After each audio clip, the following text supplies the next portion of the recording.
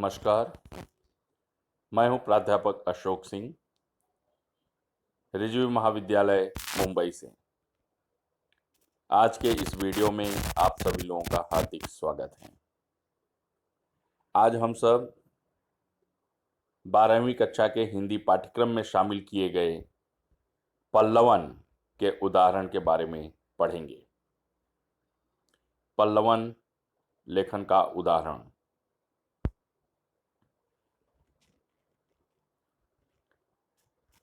पल्लवन का अर्थ होता है विस्तारण, फैला देना, खोल देना।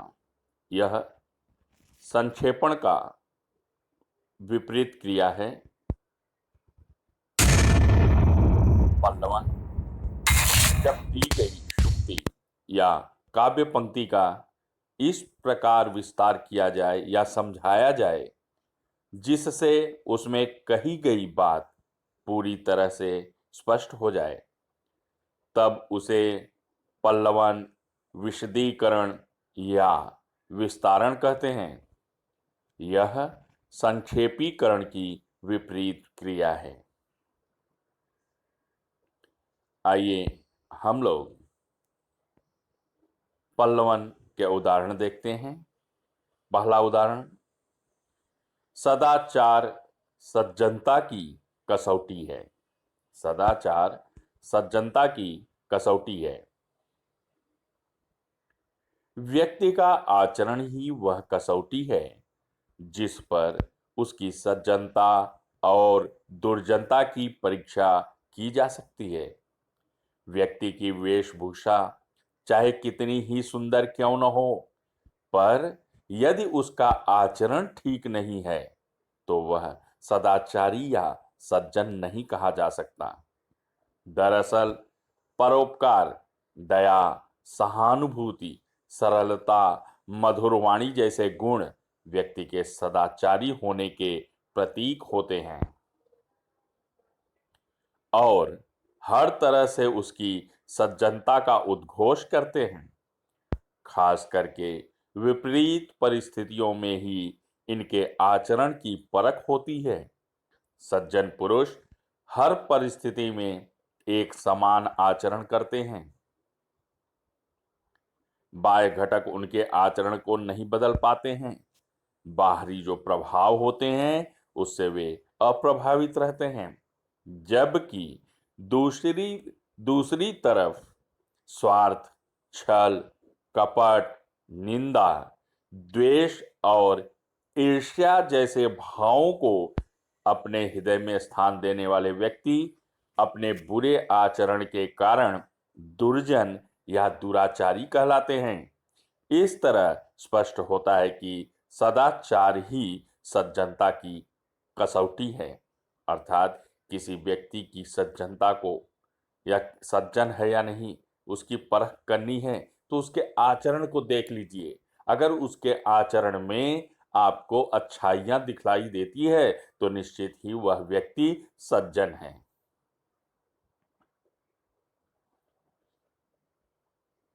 दूसरा मुद्दा, दूसरा विषय पल्लवन के लिए, आवश्यकता आविष्कार की जननी है।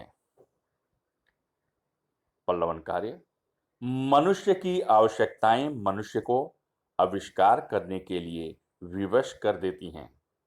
कहने का तात्पर्य है कि जरूरत पड़ने पर मनुष्य ने उस वस्तु को पाने के लिए जब जब कठोर परिश्रम किया तब तब उस वस्तु की प्राप्ति हुई है।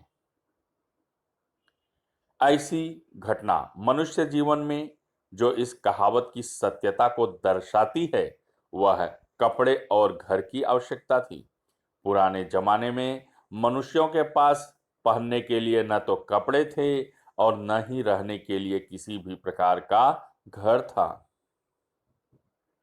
मनुष्य ने आवश्यकता अनुसार प्रयास करके कपड़े और घर का निर्माण किया। ये उस समय के सबसे बड़े आविष्कारों में से एक है। उस समय मनुष्य ने ठंड, गर्मी और बरसात से बचने के लिए जहां एक ओर अपने लिए घर का निर्माण किया, वहीं दूसरी ओर तन को ढकने के लिए कपड़ों का आविष्कार भी किया। अर्थात जरूरत पड़ने पर ही उसकी खोज की गई।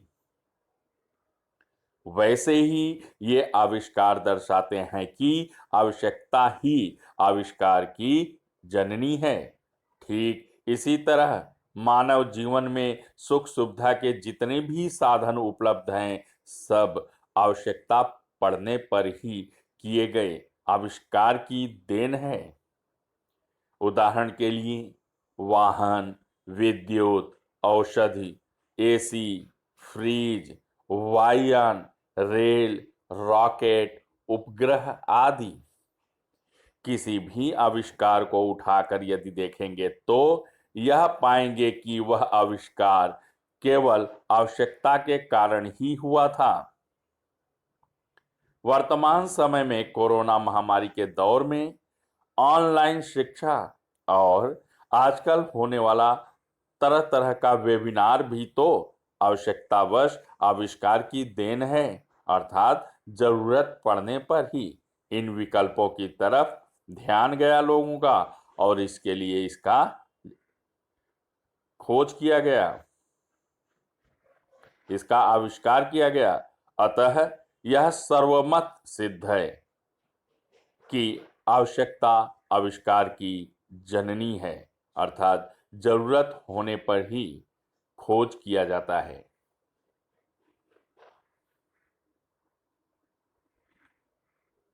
अगला विषय है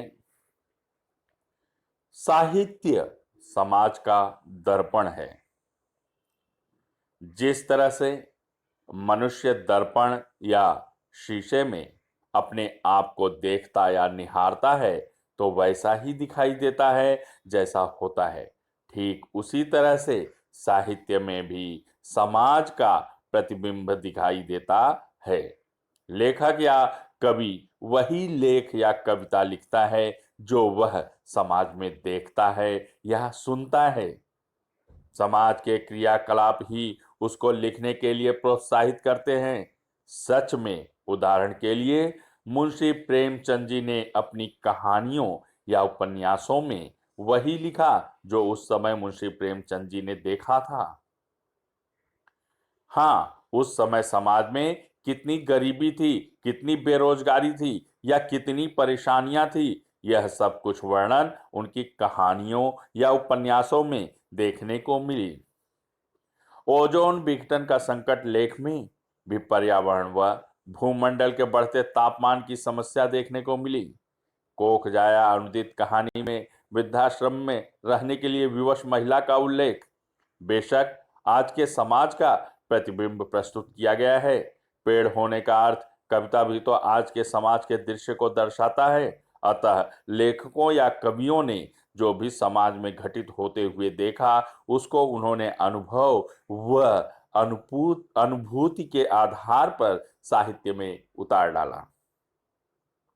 कहने का तात्पर्य कि जो हमारी सामाजिक समस्याएं होती हैं, हमारे समाज में जो विसंगतियां होती हैं, उन्हीं सामाजिक समस्याओं व विसंगतियों को लेकर के ही साहित्य का सृजन किया जाता है। आजकल का समाचार पत्र कोरोना वायरस से संबंधित खबरों से भरा पड़ा है। कहने का अभिप्राय यह है कि समाज के अच्छे बुरे सभी कारनामों का स्पष्ट प्रतिबिंब तत्कालीन साहित्य में दिखाई देता है। इसलिए सिद्ध होता है कि साहित्य समाज का दर्पण है।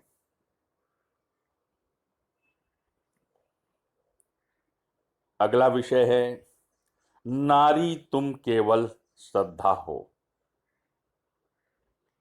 भारतीय समाज पुरुष प्रधान रहा है। मध्यकाल में नारी की स्थिति अत्यंत दयनीय रही है।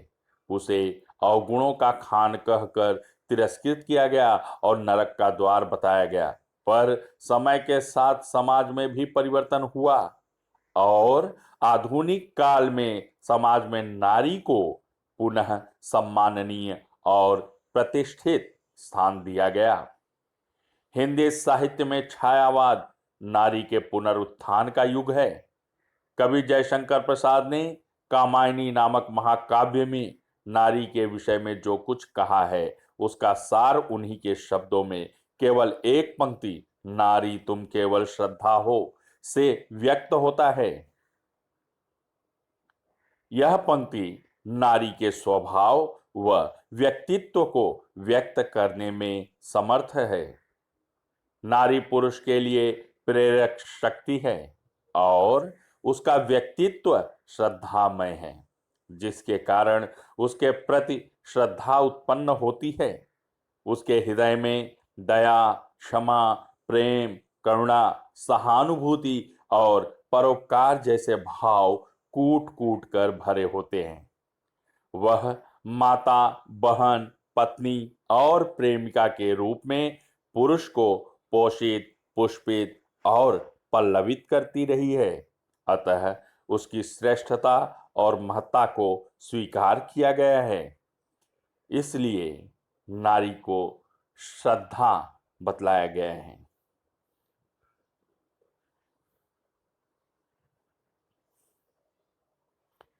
अगला विषय, बीती ताहि विसारी दे आगे की सुध ले। मतलब जो बीत गया है उसे भुला करके आगे की तरफ ध्यान दो, भविष्य की तरफ ध्यान दो। जो बीत गया है उसे भुलाकर भविष्य की ओर ध्यान केंद्रित करना चाहिए। जो लोग अतीत का बोझ दिमाग पर लादे रहते हैं उनका वर्तमान और भविष्य दोनों बिगड़ने की संभावना रहती है। सही मायने में बुद्धिमान और समझदार वही है जो बीती बात को भुलाकर आने वाले समय की ओर ध्यान लगाता है। हर एक मनुष्य के साथ कुछ न कुछ अनअपेक्षित और अनचाहा घटित हो जाता है। ऐसे में निराश होना या उसी बात को लेकर भाग्य को कोसते रहना उचित नहीं है। अतः उससे सबक लेकर बेहतर भविष्य के लिए जुट जाना चाहिए। गलतियों से सीख लेकर आगे बढ़ते जाना चाहिए। समझदार व्यक्ति अपनी गलतियों से ही सीखता है और फिर दृढ़ संकल्प लेकर आगे बढ़ता जाता है। मनुष्य को हमेशा आगे की तरफ बढ़ते जाना चाहिए, तभी वह अपने मंजिल तक पहुंच पाता है। जो लोग सिर्फ अतीत का रोना लेकर बैठ जाते हैं वे जीवन में सफलता प्राप्त नहीं कर पाते हैं। वे तो सुनहरे अवसर को भी खो देते हैं।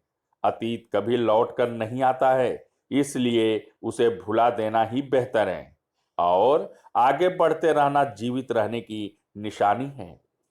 इसलिए बीते को भूलकर हमेशा जीवन में सुनहरे भविष्य की ओर अग्रसर होना चाहिए।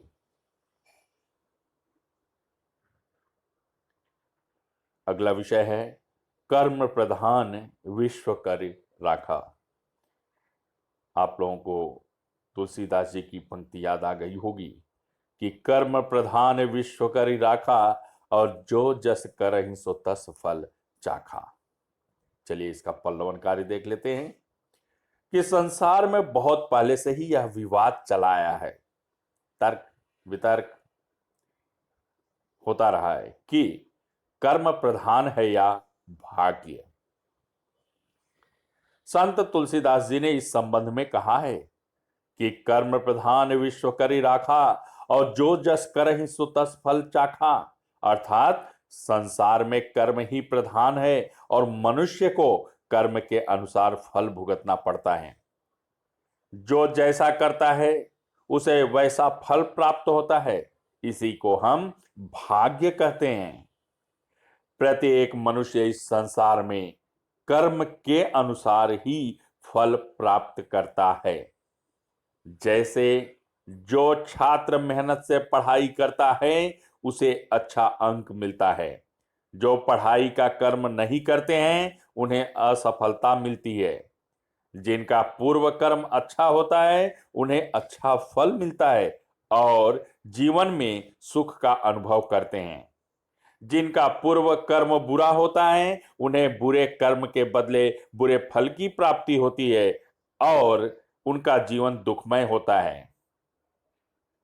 अतः जीवन कर्म प्रधान है, इसी में इसकी सार्थकता है।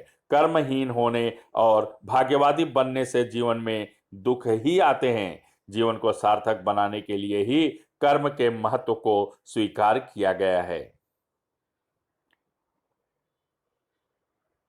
इस वीडियो को देखने के लिए बहुत बहुत धन्यवाद। कुछ छात्रों ने निवेदन किया था कि उनको पल्लवन कार्य में थोड़ी सी कठिनाई हो रही है, उसे समझाने के लिए कुछ और उदाहरण पेश करने का उन्होंने जो है आग्रह किया था। इसलिए यहाँ पर मैंने पल्लवन के उदाहरण प्रस्तुत किए हैं, ताकि जो पाठक हैं, जो दर्शक हैं, वो जो है इसे देखें और पल्लवन कार्य को अच्छी तरह समझ लें। क्योंकि व्यवहारिक जीवन में जब हम आगे बढ़ते हैं, उच्च शिक्षा के लिए जाते हैं या हम रोजगार के लिए जो है कुछ विविध क्षेत्रों में प्रवेश करते हैं, तो वहां पर भी ये पल्लवन का कार्य, जो विस्तारीकरण का कार्य है, ये हमारे काम आता है। अर्थात व्यवहारिक जीवन में ये व्यवहारिक हिंदी के अंतर्गत आया हुआ पाठ पल्लवन या पल्लवन कार्य जो लेखन कौशल के अंतर्गत आता है, बहुत ही उपयोगी है। इसलिए इस पर ध्यान देना है और इसका अभ्यास जो है मन लगाकर करना है, जिससे कि इसमें आप पूरा ज्ञान प्राप्त कर सको और पल्लवन कार्य करने में सफल हो सको। यदि किसी भी तरह का संशय है, कोई कठिनाई है, तो आप कमेंट बॉक्स में कमेंट करके मुझे अवश्य अवगत कराएं। पूरे आपकी समस्या का समाधान करने का पूरा प्रयास किया जाएगा। धन्यवाद। जय हिंद।